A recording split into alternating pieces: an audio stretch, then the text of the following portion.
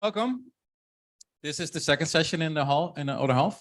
So Diego and I will do a thoroughly rehearsed presentation that we worked on for hours together. Oh, Which is not completely true. But we're going to share you the outcomes of a survey that we've done to honor DevDays, where we try to get a picture of the state of FHIR around the world. Diego, I guess, do you want to introduce yourself for the new people? again, I'm Diego Kaminker. I'm the Deputy Chief Standards Implementation Officer for HL7. That's DCSIO. DCSIO. Yeah, that's why I'm thinking DCSIO. Then I'm the PODM. No, so I work at FHIR. I'm the content manager for DevDays, but in my day job, I am the product owner for all our data modeling tools at FHIR. And we work together with HL7 and FHIR on getting this survey out to, we tried not to get the entire world and then 500 responses that we had to summarize, but rather we tried to send it out to a small but very carefully selected group. And to get, the aim was to get at least one representative response from every country. And we got in total 32 submissions. 2 of them were actually the same person submitting multiple times. Interestingly, this person didn't always agree with himself. Argentinian, maybe. Yeah. I won't comment. And then we ended up with 24 different unique countries. And these are kind of the preliminary results that we have so far. We had some nice graphs. And then later, I guess we'll do some posts on what came out of it in more detail. So first, the general state of FHIR.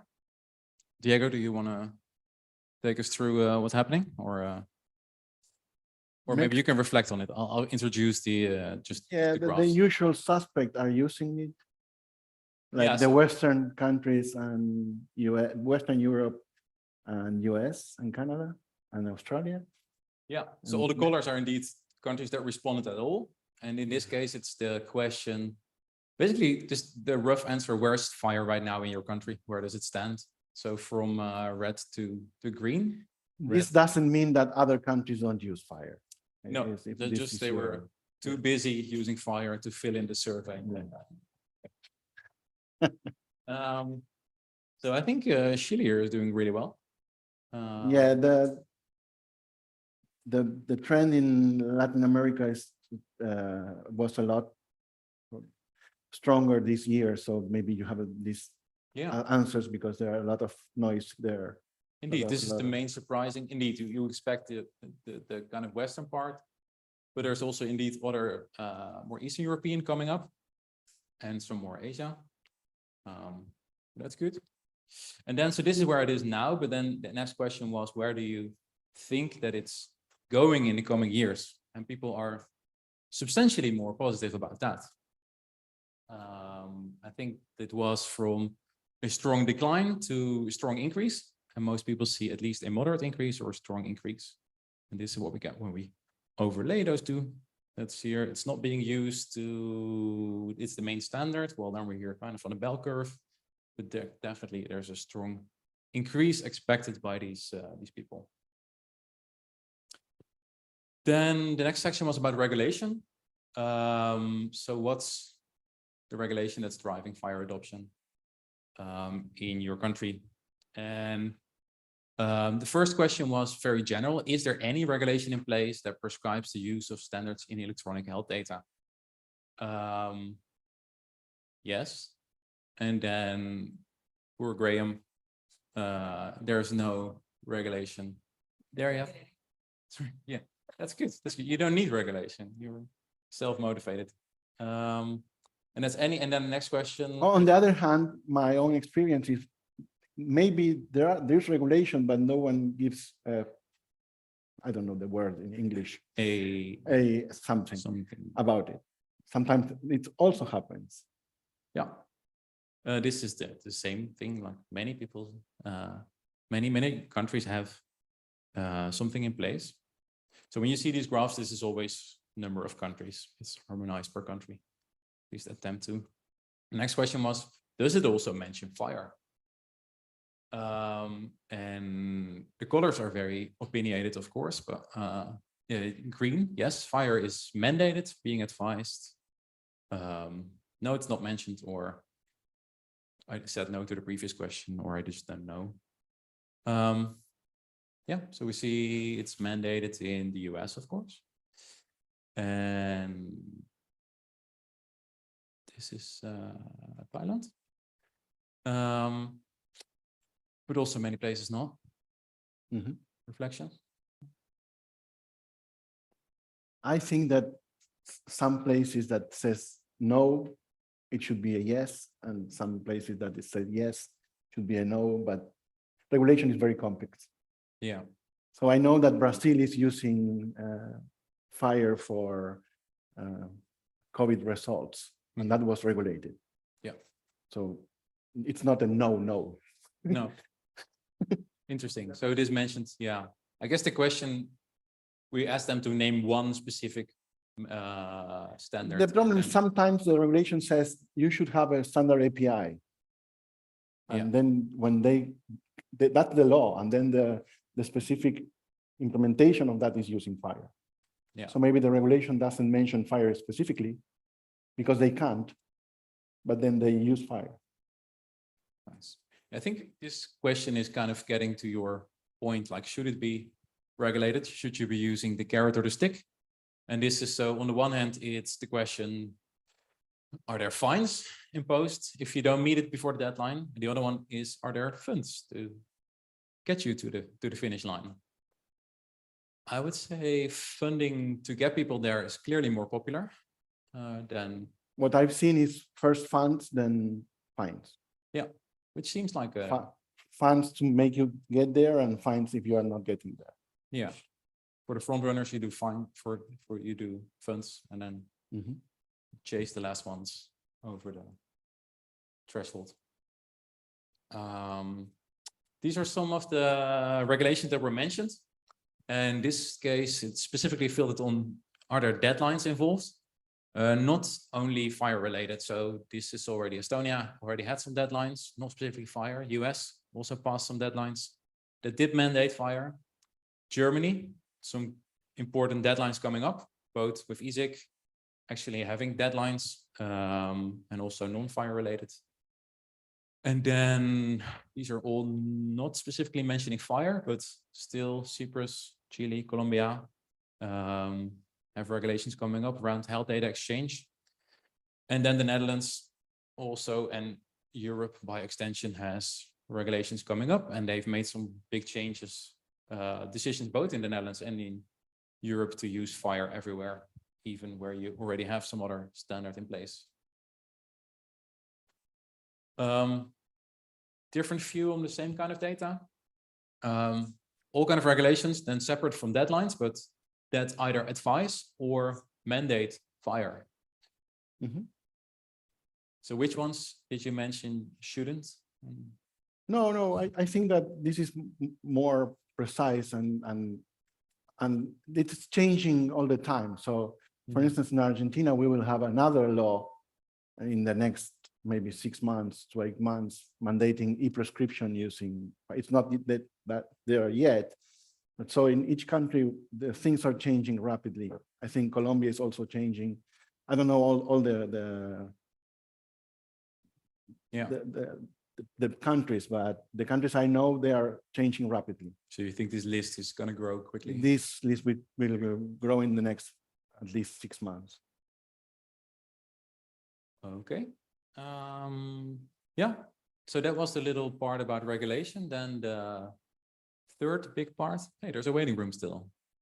Poor Igor. Can we let Igor in?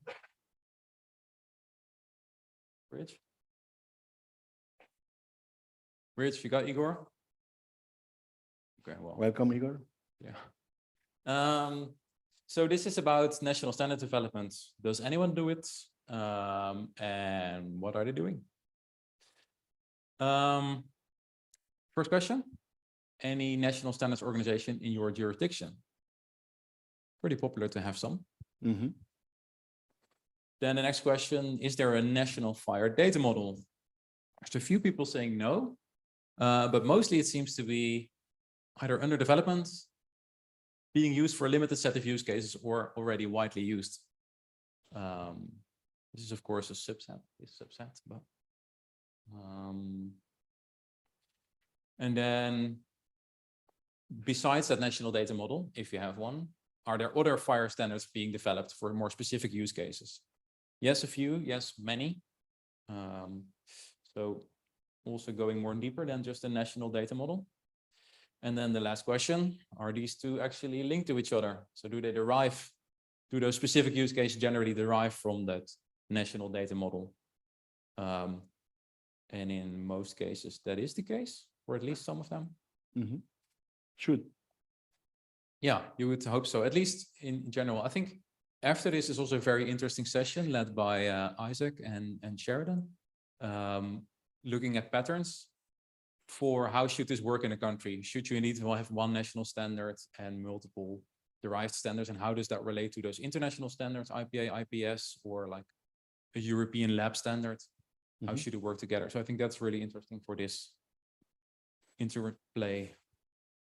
Last major section was about FHIR implementation. So we've made some regulations, we made data models, but do people actually implement it? So who are the main parties adopting FHIR? These were the pre-filled options people could choose from. EHR vendors seem to be highly regulated. Care providers follow. App developers and the payers insurance kind of following a bit. 5 minutes left. Thank you. 5 minutes, thank you. You have to take into account that the motivations for EHR vendors and for app developers are not usually the same. EHR vendors are regulated. App developers want to enter the market. So in some way. Yeah. So FHIR is a door open for app developers to enter the market. Yeah, so we're letting them in. What are the main drivers? Again, innovation, regulation and grants, improved care. Other things were mentioned. Yeah, things being easy to implement, better analytics. Then one slide specifically on patient advocacy. So as you know, we do a lot of that on DevDays. So are you aware of any patient advocacy for the availability of healthcare data? No versus yes. And then if so, do they pay attention to healthcare data standards? I'm not sure if Dave is in the room, Dave de Bronkart, but this might be something to work for him. Many are not looking at that. Well, a 50-50 split, I guess. Sometimes mentioning FHIR specifically. What are the main achievements of successful FHIR use case? So we asked them for share some use case and what was the main thing that made them successful. Improved access to information seems to be most important to people. Lowered cost. You would expect that here, but hey. And improved healthcare outcomes following that. And then this was the most popular one, it seems. What are the main challenges of FHIR adoption in your country? Lack of FHIR knowledge is on top here. I guess that's great for FHIR DevDays because you're all here learning FHIR. Unclear regulations, high investment costs, unclear benefits. What else did people mention? Well, that didn't fit in one specific line. Other challenges, resistance to change, competing priorities, legacy stuff, more legacy stuff. This is feedback for us, I guess.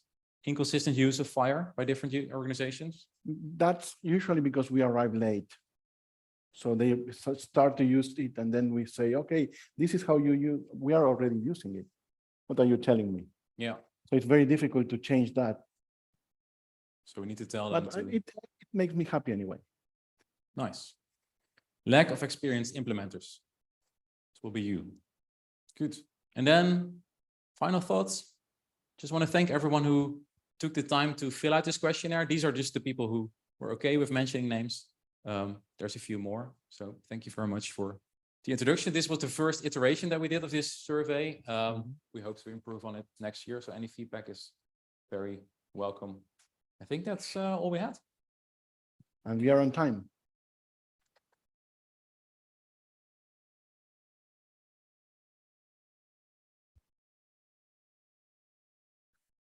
Are there any questions in the room? Great presentation. Was there a single thing that was a surprise to you in any of those responses or in the aggregated, did anything stand out for you or? Well, questionnaire wise, I know some stuff I want to do better next time. I had to harmonize multiple voices from the same country now, and I guess next time I'll let them do the harmonization.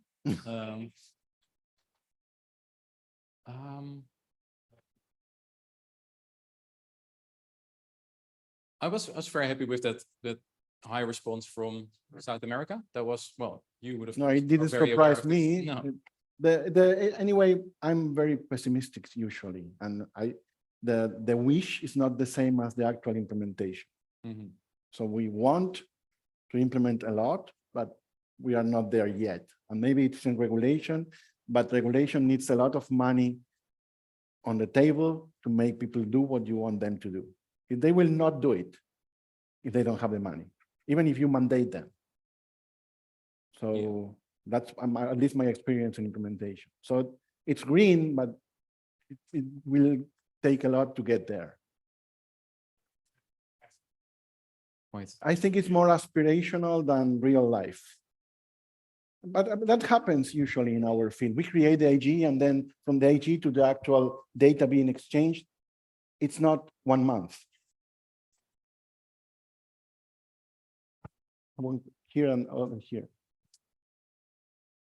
You've shown a slide with some negative feedback too. What are you doing with it? Are you addressing all these points now or just showing them here?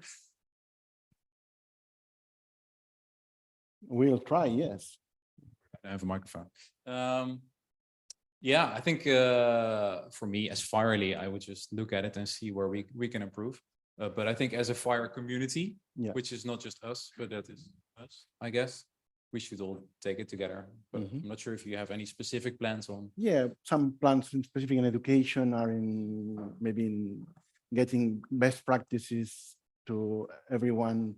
So that's one, our plans covered some of those, but you will have change resistance anyway, no matter what I do. So what we can create at least is how to manage change resistance in interoperability, but it's the same that in other in other domains. They don't want to change. So I cannot change that. Thank you. What stood out to me was that there was not one single country in Africa using FHIR apparently. So No, they weren't in the survey. why not? I don't know. Yeah, so we send out a survey to all HL7 affiliates, chairs or affiliates at least. And I guess we apparently don't have one in. No, in we have only Elena, which is our global African partner. Mhm. They have just started, but there is a lot of movement in Africa. We can, if you want to talk with me, I can tell you what's happening in Africa.